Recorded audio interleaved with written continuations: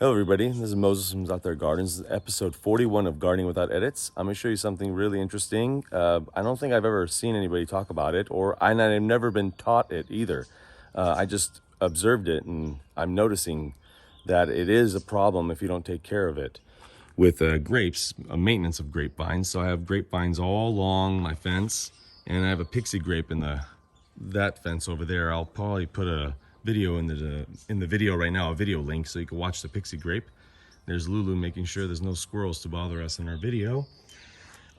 Here are some ties. This is a Concord grape. You can see the beautiful, let's see, the magenta or red or purple color the leaves get, and then when it gets warm, it goes to green. And a little bit fuzzy too on the bottom, just a little bit. But you see my ties I use, these aren't permanent, and these are pretty loose, as you can see right here. They're pretty loose. This is just so I can make my structure. Then when it hardens off a bit, I go to my stretchy tape, plant tape. Now, and when I was doing maintenance on these vines, I have to still do my grandmother's Thompson right here. When I was doing maintenance, I noticed I'm taking off old tendrils. And I noticed that one of my tendrils is girdling the plant. Do you see? Let me take it off. Do you see that?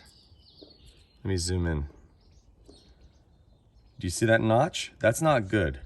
Now, this grape plant most likely will keep growing and break that off. But if I see it, or if you see it, take care of it. Because this is already, by that happening, it's already a little bit damaged.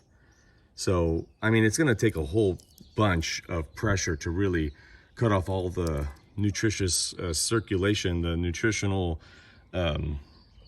stuff coming from the roots all the way to the leaves to really cut off. It takes a lot of pressure to cut all that off and to kill this, but that's still not good. So when you're doing maintenance on your grapes, look at the old tendrils and break them off. All right, everybody. Happy gardening. Bye.